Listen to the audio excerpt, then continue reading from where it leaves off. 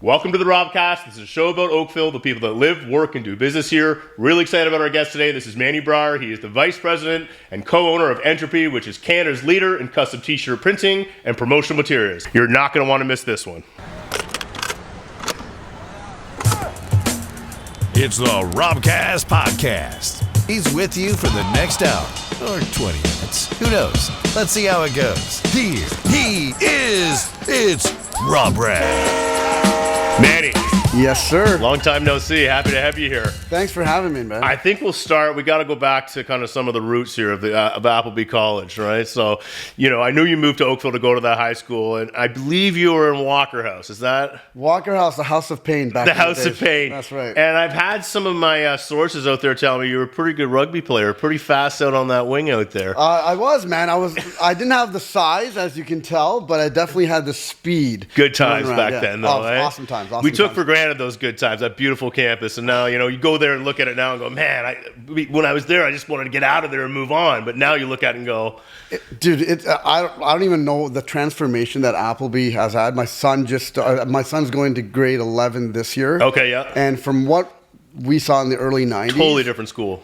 It's unbelievable. Yeah. It's phenomenal. Yeah. Like the transformation's great, and it's fabulous. So I remember, I was closer to your brother Jazz, Yeah. and I remember Desi Wear.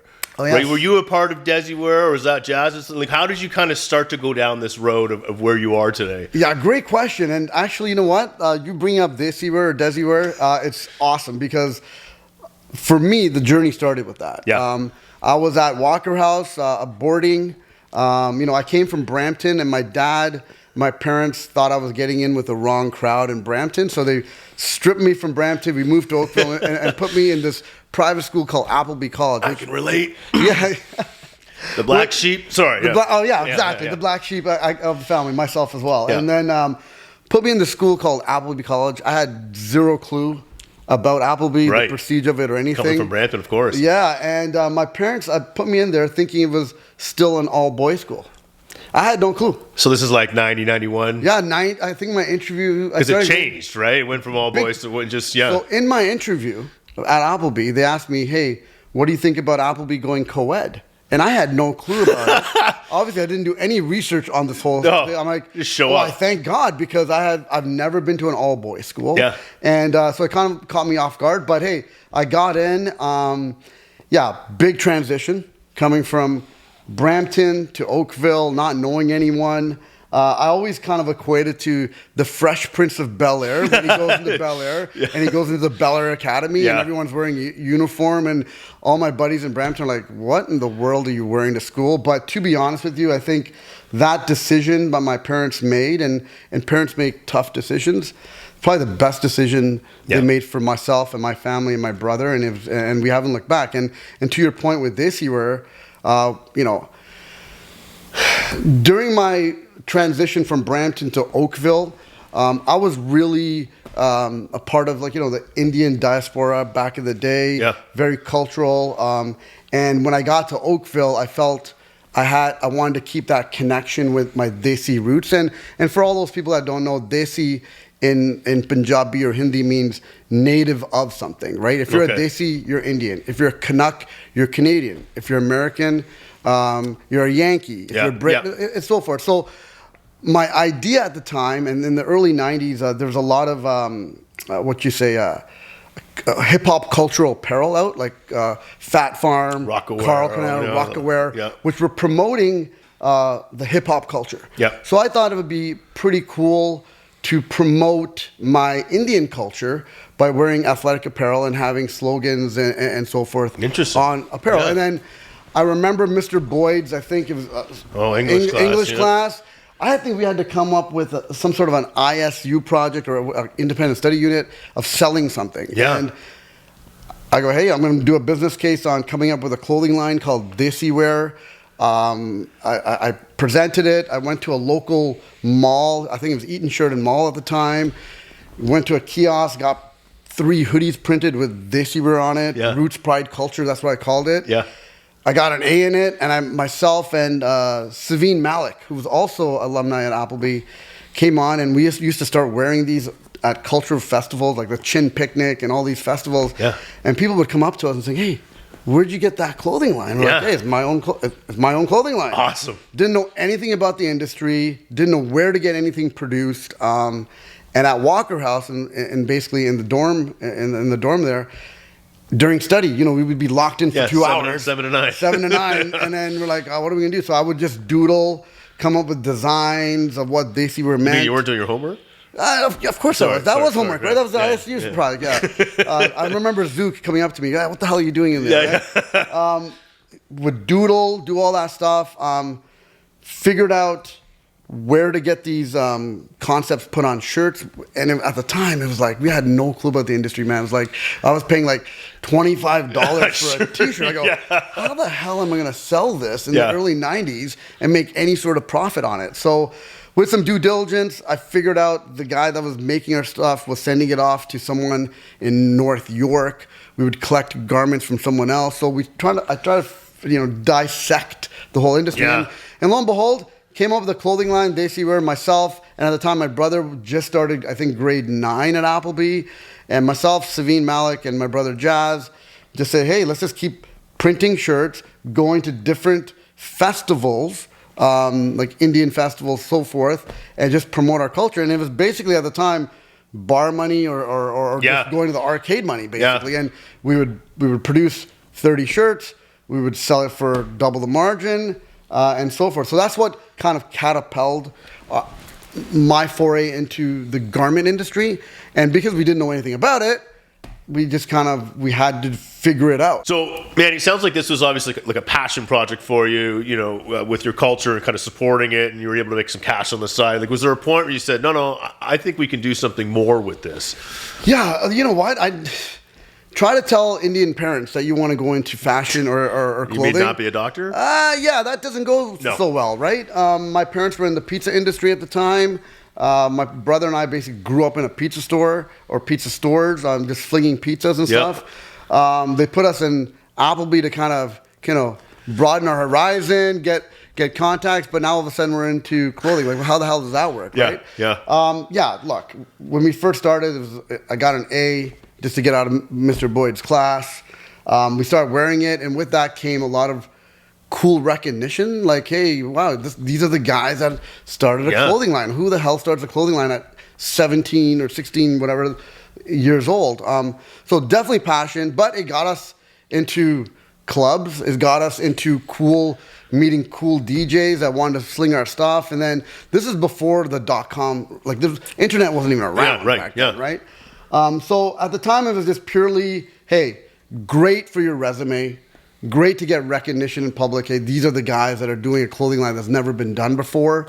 And then when you go into university, I carried it on. I went to McGill. My brother was at U of T. I think Savine at the time was at Mac. Okay. And what ended up transpiring after that was the university buzz started really getting to my head. It was like, everyone knew I was the Desi Wear guy, the clothing guy. And at the time, you fake until you make it, man. People thought we were massive, right?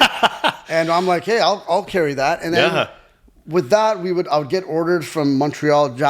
Savine would get orders from McMaster, send it to my brother and saying, hey, go get this done.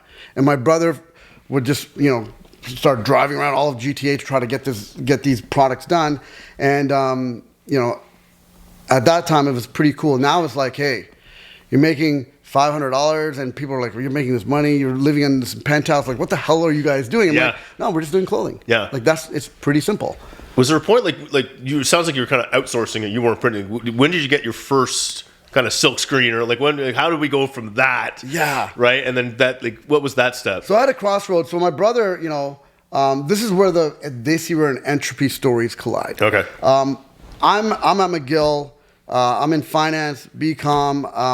Desi Wear was a side project, and then we would send everything to Jazz. My brother would start doing it, and he realized, hey, this is not efficient. Me running around, you guys are just partying up in Mac and McGill, and I'm doing all the work for it. My brother had the intuition of, hey, let me just buy a 4 manual press, to screen print our own stuff, bring down our costs, and kind of start streamlining this. So in my parents' basement. He had a 4 manual process. That's awesome. And we would send orders to him. He would print it. He would get his buddies, like CP Bunting was a part of this. Yeah, CP. Everyone would come in and help out, but the fumes and stuff, my parents were like, what in the world are you guys doing down there? And what's happening with it? Nothing. Leave us alone. Leave us alone. Nothing. We're not smoking anything. Don't worry. These are just the fumes, right? Yeah.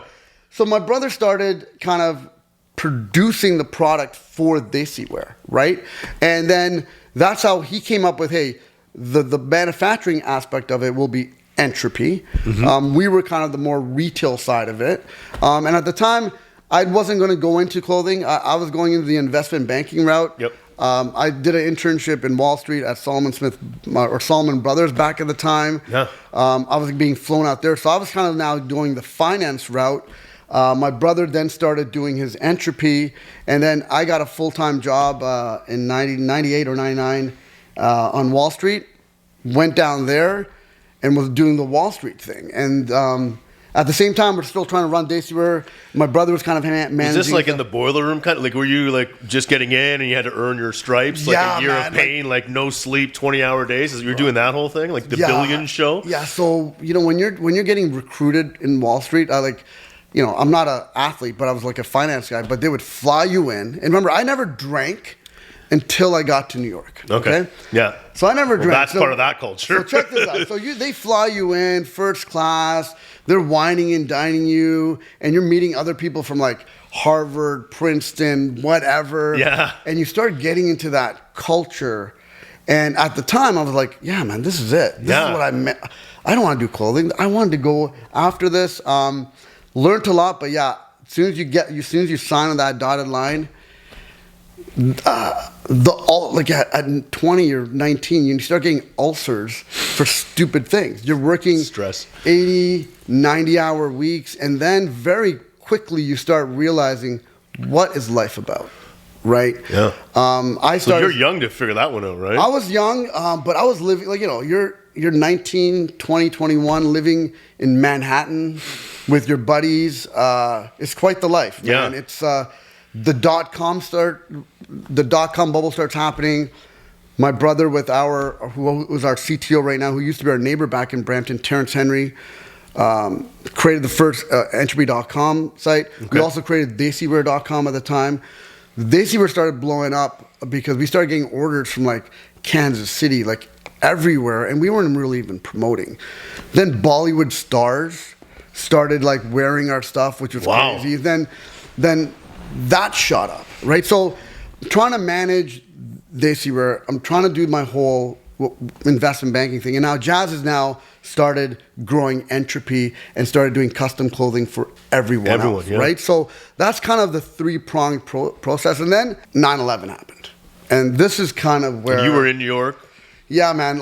So I'm already realizing 3 years into iBanking, wow, I'm starting to get ulcers, heartburn, weird stuff's happening. The pressure was just next level.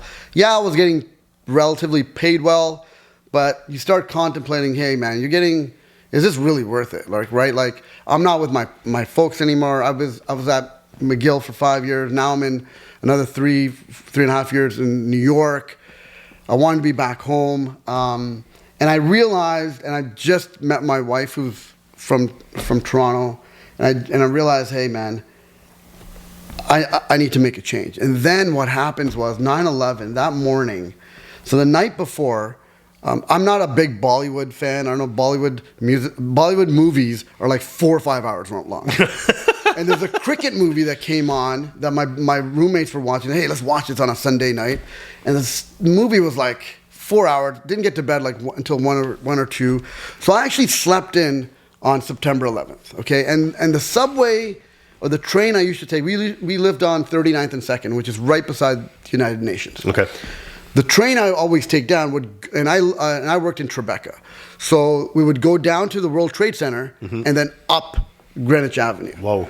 And at the time where 8:43, 8:46, when the second plane, whatever, was typically when my train would be under the World Trade Centers. So what happens is that morning I get up and I am like freaking out because I'm late. I've slept in, and my boss at the time. I'm getting like goosebumps right now, my man. my boss at the time, you can't be late. Like you need to be there. You need to be there. The last one there, the first one, the last one out, first one in. I'm running. I'm taking a shower, and my phone keeps ringing. And usually my phone's not ringing. And it's my brother. He's like, "What are you doing?" I go, "Bro, I need to get the hell out. I'm late." He goes, "Do you know what the hell is going on in New York?" I'm turn like, the TV on. No, man. he goes, turn on the TV. I go, "What channel?" He goes, "It doesn't matter what channel." All of them. So my roommates are sleeping. I turn on the channel, and right then the second plane goes through, and I'm like, "What the F is going on?" Yeah. Wake up my roommates, and we're glued to the TV set. Yeah. It was one of the most surreal. And I'm How really close? shaking. I mean, you're saying your train went under. Like, how close would you have been? So I would have been like, so as soon as the collapse happened, I don't know what happened to the trains that were in there or if they blocked it. Yeah. Like, I don't know, but I know during that stage of that, when that first building went down, was within a 2 to 5 minute gap of my train would have been in there. Like, that's how crazy it was. Yeah. So my brother now is like, I'm like, he goes, "You shouldn't go down there." I'm like, "Hell no, I'm not going down there. That's crazy." So TV's on. So my brother, this is a funny story, hangs up and then goes to U of T. Like he leaves. Fails to tell my parents that he's now made contact with me. Just remember that. I know where this is going. So we're looking there. They start evacuating the United Nations. So of course my building's there. They start evacuating us. And it was the most surreal feeling in the world. Like it looked like Manhattan. Because no one knew what was going on, obviously, right? Like, it was just like, what is going on? It was like you're hearing the Pentagon's been, something happening in Pittsburgh, all these, and then in New York, when those towers went down, there was this smog that was over Manhattan, and you literally felt like it's doomsday. Like it is apocalypse. over. And I remember we had to go to my friend's house in Queens. We had to go over the bridge. We're walking. People are now started ransacking all of the grocery stores. And this is what the weirdest part is. Like, our neighbors that we just partied with that weekend, they were from Ohio. There's some girls we used to cook with. My neighbors, my roommates, and one of them had a turban, had a beard. They refused to take the elevator down with us. Come on. Just because of that morning? That morning, and everyone, and then the propaganda of hey, holy smokes, they thought we were Arabs or whatever. Like it just got so muddled that New York just became, for that area, different. So when we're walking up Second Avenue to take the bridge over, if you were like a visible minority, there's people taking shots at you now. They think we did it. It was crazy, bro. It was Holy so crazy. Smokes. Walking over, and then so the cell towers are down, right? And this is when we had those original Blackberries. Yeah. No one could get a hold of anyone. Calls aren't coming through. We didn't get to Queens, to my buddy's place, until 4:30 p.m. Like, we were walking for 7 hours, something like that. Got there. My mom finally gets through to me. She's bawling. She's like, "What the hell's going on? Why didn't you call me?" I go, "Mom, the cell towers." I go, and she's bawling. I go, "Did Jazz not tell you that he is the one that told me this?" And she goes, "What the? Jazz? What the hell, right? It's like Wilma." And so it was so crazy. So I told Jazz, "Why didn't you tell her?" And she's been freaking out. Yeah. Because she knew where I worked. And from outside, that's a long day. Bro, it was a long with day. No contact. No contact. Oh and my God. brother just fails to mention to Mama my Bear brother freaking out all day. Yeah. Look, I can't even find the words to understand what that must have gone through. But obviously, life changing is an understatement. So, did that change your path? Obviously. Well, yeah, that was it, man. Yeah. If that wasn't a sign, right? I don't know what would be, right? So back home. Yeah. So right then and there, it was kind of like, okay, do I stay here and do the whole investment banking thing and see that pathway, or is this a sign to get back? So right then and there, came back, didn't know what I was gonna do, but then we came back. My soon-to-be wife was here, and that was kind of, I had the Desi Wear thing going, Jazz had the Entropy thing going. Below the pizza store that we were running on Maurice Drive, right by Applebee, we rented out the basement because my parents said, Jazz, you can't be here anymore. Yeah. We need the space. So we moved underneath the basement of the pizza store. I know that place. So we took out the whole basement. So Jazz had the printing press. I had the office. He would print for me. I would ship from there. And we were just down there brainstorming every day. You're starting to build the website. Like things are starting to come in. Starting to come in. And like, this is when Jazz and I go, let's just merge together. And come together, put our forces together, and let's just see where this goes. And Jazz had the foresight of kind of understanding where he wanted to take Entropy. I was kind of still jaded in the fact of what the hell I went through. Like I had a whole career planned on in investment banking and finance. Now I'm going back to this. It's kind of restarting again. So, but yeah, that was kind of what catapulted Entropy. And we're like, hey, let's just go full blown with this. I'm more the salesy guy, more the outgoing guy. Jazz more strategic on what he did. So we kind of complemented each other. And back in the day when we were in the same pizza stores, our parents couldn't put us in the same pizza stores. We had two different styles of dealing with stuff. So we were always separated by the pizza stores. But when we came together, I think it was kind of the yin and the yang. It was kind of like he's really good at what he does. I was really good at what I did. And from there, we're like, okay, where do we want to go? What do we want to do? Was there like a certain account, or like when did you know Entropy was like, man, we've got something here and this is starting to grow and we need to hire people now? Like what was that kind of game-changing account? I would say Tim Hortons. I don't know if you heard of that. Yeah, that pretty company. Popular little spot. Yeah, so the place after the pizza store when we had that was on Wycroft, right? Like on Dorval. Yep. Kind of industry road. Yeah. The industry road. Yeah. Got a place there. Took the manual machines, whatever. And I think one day. Are you still just doing the floor press? If you upgraded? At the time, I was still doing the floor press. Okay. And that was the year I was about to get married, 2003, 2004. I think Jazz had someone approach him from Tim Hortons marketing saying, hey, we want to start this thing called Smile Cookie.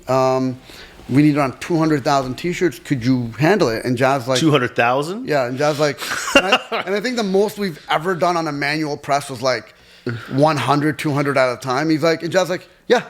We'll get it done. What's 200,000 divided by 4? Or is it? Oh, that's a lot, my bro. Yeah. Like, dude, your forearms would be like up to here. There's no way you're gonna do this. So Jazz kind of just said, "Yeah, we'll do it." And here's the pricing. And Tim Hortons like, "This is incredible pricing. How are you doing this?" We're like, "We're gonna do it ourselves. We're gonna do everything in house. We're not gonna farm it out, and we'll figure it out." And I remember Jazz and I flying to Arizona to take courses on how to run automatic machines.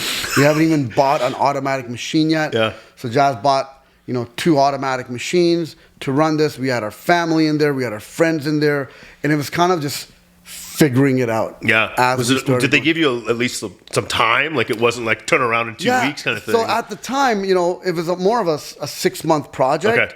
Okay. Now that I look back at it, we did this, I think, when you do everything in-house, you're able to cut and be a lot more effective and efficient. Yeah. So I think we ended up doing it in like 7 weeks or something like that. Yeah. Way ahead of schedule.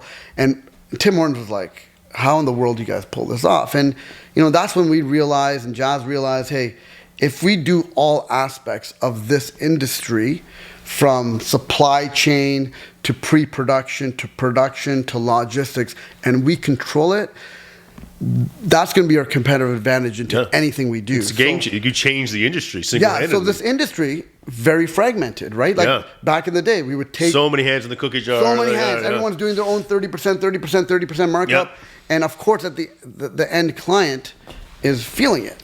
But when we were like, no, this is how we're going to do it. And we were the first online t-shirt provider in Canada with Entropy.com with the help of our CTO, Terrence Henry, who's like a genius, who's still with us right now. Kind of formulated this, started putting automation, a lot of investment into equipment, technology, processes, procedures that our industry wasn't used to. You guys put the investment in. Like you saw where this was going. And like not to fast forward through, I think what year was the Tim Hortons contract? 2004. So not to, just to fast forward, like another little contract came up in 2016. You want to tell us a little bit about that one? Yeah, so you know what? My brother and I are big sports fans. We bleed Toronto Maple Leafs. Yep. And when we're in the basement, and we didn't have kids at the time. I don't even think we just got married. Our vision board, there was the biggest jewel in sports in Canada is Maple Leaf Sports and Entertainment. Yeah. Right. How do we get our foot into MLSE? Yeah. They're the best out there. When we realized what we had in terms of fulfillment, production, and the package of Entropy, how do we let others know that from a business case standpoint, we are the ones for you? It took some time. The Raptors came on board. We had season tickets for the Raptors. Yeah. And we asked our rep at the time, saying, "Hey, could you get us in or a meeting with someone in procurement at MLSE?" Like, how long were you working to get your foot in the door? Bro, it was a long time. It was like a long time. A year? Probably, to be honest, from start to finish was probably 2.5 years. Yeah. And understanding big fish, man. It's big fish. They have established vendors. They have established processes. Change is hard.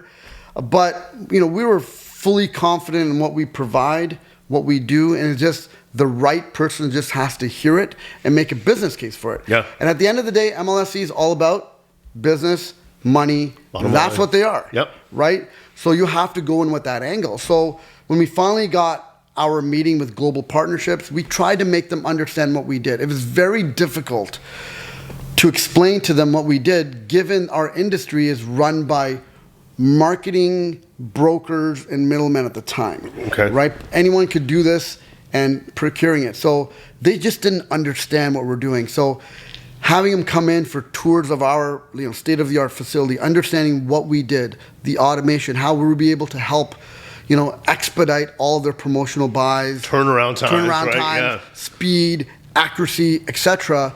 And at that time, at the same time, something else happened. And I can't mention there's a big rapper that Toronto's known for. At the same time, their team started reaching out to us to start doing work. So we worked really closely with that entity that I can't say who it is. Yeah. There's an owl involved with it. Yeah. So we started working with them, and at the same time, we started working with them, and I think that guy became a brand ambassador, etc. They started vouching for who we were as as a company, and then lo and behold, they had to make global partnerships had to make a tough decision to let go of their vendor for the last 25 years, and to say, hey, we're making a change. And that change was purely on business practices, efficiencies, and everything we've talked about to this point of what Entropy provides. And from that moment, it's been, once you're in our ecosystem, it's very hard to leave because there's no better alternative for what we do. Like, I remember the 2016 Raptors run. I think it's 2016. Oh, yeah. And I remember you guys, and I saw some posts by Jazz and you, and we're printing 25,000 shirts every second day. Like the Outsider, I think it was the Outsiders campaign.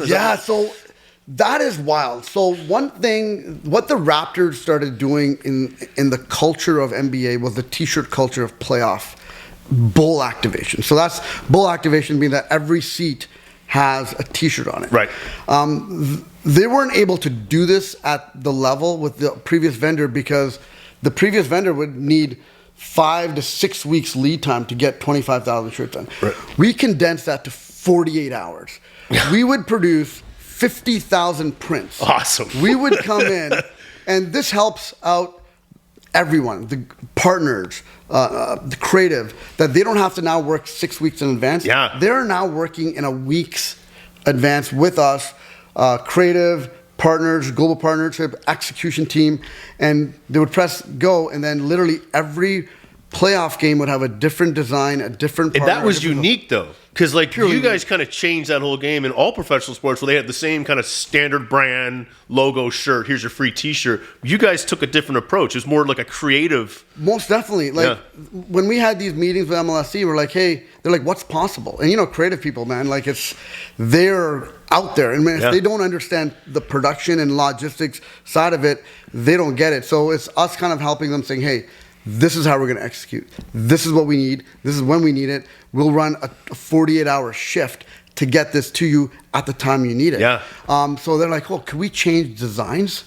every game? Like, yeah. Could we change colors? Yeah. And then it got even crazier where they started putting patterns of T-shirts. Like they made a Canada. That's right. A flag. You can Canada see flag. it, right? So there's white and red. And this was unheard of, I would say, anywhere in the world. Yeah.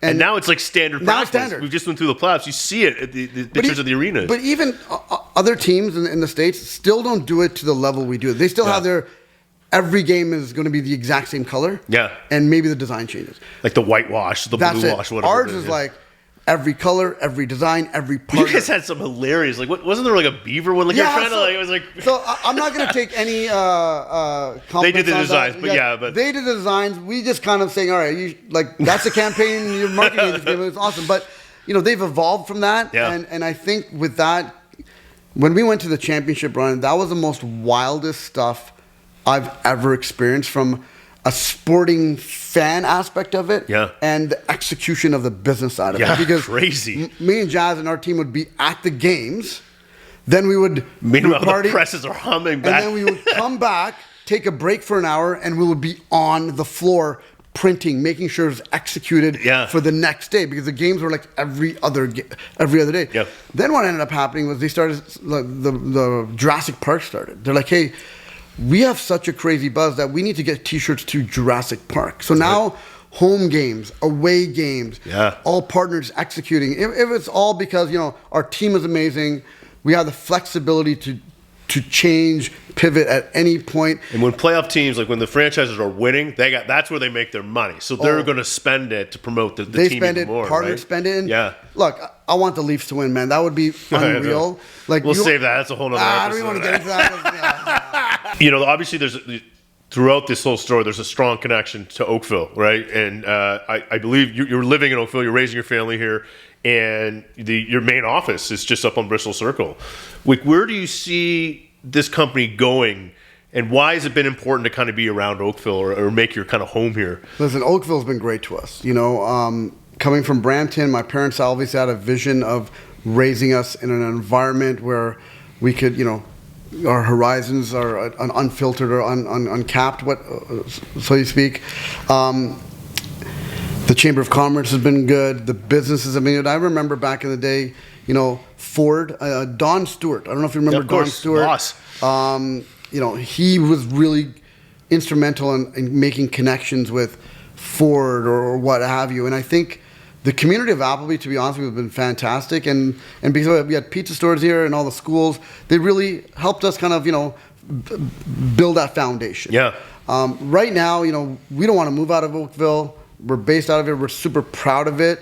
And the fact that we're the largest and the best company within the industry headquartered here is fantastic. And, our growth is hitting the United States. Pre-COVID, we had plans to go to the United States. We do some work for Tim Hortons in the U.S., but our next foray is to dominate the U.S. from here. We feel with our model, our manufacturing, everything could stay in Oakville, and we could distribute North America wide. I know. I mean, we talked to a lot of business. I mean, the rental rates and lease rates, they're a challenge in Oakville, right? Like that's got to be a challenge within the business. Most definitely, man. My brother. And you're over 50,000 square feet. We're over 50,000 square feet. We're gonna need more space. Look, COVID messed it up. We're at a certain rate. Now it's all over the map. I'm glad I'm not handling that because my brother and our You mean the guy with the finance guy's not managing that? Yeah. Okay, I know. I'm in sales now, man. those finance days are out. I just sell, right? Yeah. So if you guys want anything, give me a call. Call Manny. The rates have been crazy. So you want to obviously make it here, but time will tell, I guess, with the future. Time will tell. So, but there's some prospects happening. If we could do our own build, that'd be fantastic. Right now, if anyone wants a tour, come in. I'd love to give you a tour. Our facility is very state of the art, but it's not a perfect square. If we had a perfect square of coming in, it's very weird, irregular shape, right? I've been there. I remember, So it's not the best, but we're making it's kind of elongated at the front and it's elongated. So having a proper new build would be awesome. Jazz is kind of in that foray of kind of doing that, and hopefully by next year we have a new home. But Oakville is where we want to stay. we're proud of it. We promote it everywhere. Yeah. Like, where are you guys from? Toronto? No, we're from Oakville, man. Yeah. Like, this is where we're raised. It's done really well for us, and we're really proud of it. All right, so this brings us to one of our favorite parts of the show here, Manny. This is the Robcast Rapid Ask session, right? So you haven't been prepped on these. So, you're on death row, right? You got one last meal by yourself. What's that meal? What's on that plate? Pizza, man. Oh, man. Shocking that the pizza guy likes thin crust, thick crust. Is there a special? All crust, but thin is my preference. You work hard, obviously. You've got a young family. Is there somewhere, if you just have clear week off, is there somewhere in the world you want to travel to that you haven't been before? Well, I haven't been before. Okay. I was going to say Greece. That's my favorite spot that I've been multiple times. I haven't been to... I've been hearing about Turkey, so I want to go to Turkey. Yeah. That's probably my You just jumping on the World Cup, the Euro Cup bandwagon? Of course, man. I'm a big soccer guy. For sure, yeah. So let me ask you this one. If you had the opportunity to sit down with someone for dinner, dead or alive, and just pick their mind, is there someone that you would... Man, I can't even get creative with this right now. It's so on the spot. I'll probably say Steve Jobs. To be honest with you, what I've read a story, whatever he's gone through, just pick his brain of just the intuition and just kind of just pressing through that. I think that's pretty cool. You've had a good day. You just picked up a new account, massive success. You get in the car, put the sunroof back. What music's going in the? Oh man, everything. But I'm thinking I'm Punjabi, so Bhangra music would just ramp that up, and so Bhangra music for sure. Yeah, man, you know it. You got it. Yeah. I'm not sure I should leave that in. No, leave it in. That's good. I like it. No, man, that's perfect. Yeah, you know the tune, man. You know the tune, bro. I wasn't going to get into that. You should have. I should have bust that up. Let's go. Well, Manny, we really appreciate you being here today. Super inspirational to all the young entrepreneurs out there. Thank you. I appreciate everybody watching out there. And stay tuned for another episode of the Robcast. Hey, man. Thanks for the promo, brother. I appreciate it.